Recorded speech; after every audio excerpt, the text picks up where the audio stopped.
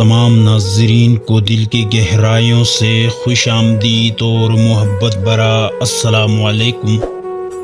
امید کرتا ہوں آپ سب دوست خیریت و عافیت سے ہوں گے۔ اللہ پاک سے دعا کرتا ہوں کہ اللہ پاک آپ سب کی جائز خواہشات کو پورا فرمائے، وسیع رزق اور آپ پر اپنی رحمتوں کا سایہ ہمیشہ برقرار رکھے۔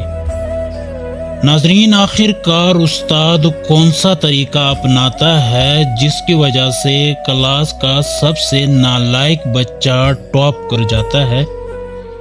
ناظرین، کلاس میں اسکول کی ایک نئے استاد داخل ہوتے ہیں، تھوڑا سا تعارف لے دے کر بچوں کا ٹیسٹ لینے کے لیے ایک سوال کرتے ہیں اور اشارہ اس بچے کی طرف کر دیتے ہیں جو کلاس کا سب سے نالائق بچہ ہوتا ہے۔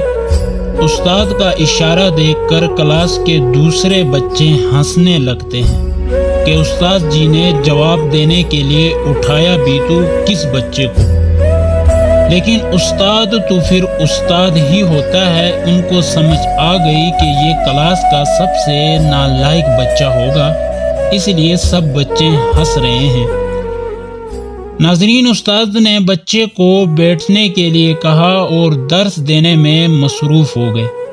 چھٹی کے وقت استاد نے اس نالائق بچے کو اپنے پاس بلایا اور جب سب بچے چلے گئے تو استاد نے اس بچے کو ایک سوال دیا اور اس سوال کا جواب بھی لکھ کر دیا اور کہا کہ اسے یاد کر لو اور کل جب میں کلاس میں سوال کروں گا تو یہ جواب تم نے مجھے کلاس میں دینا ہے۔ ناظرین، بچے نے وہ سوال اور جواب یاد کر لیا۔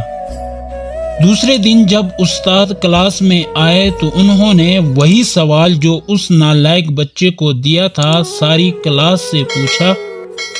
سوال تھوڑا مشکل تھا تو سب بچے خاموش ہو گئے، لیکن وہی نالائق بچہ جس کو استاد نے سوال یاد کرنے کا کہا تھا، اس نے اپنا ہاتھ بلند کیا کہ میں اس سوال کا جواب دیتا ہوں۔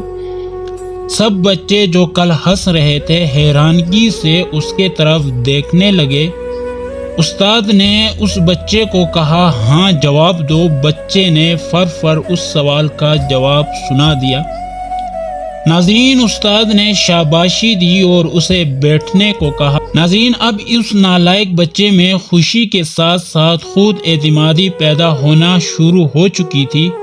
استاد روزانہ اس بچوں کے ساتھ یہی عمل دہراتے رہے اور پھر آخر وہ دن بھی آیا جب وہ نالائق بچہ اپنی کلاس کا سب سے لائق اور پر اعتماد بچہ بن چکا ہے۔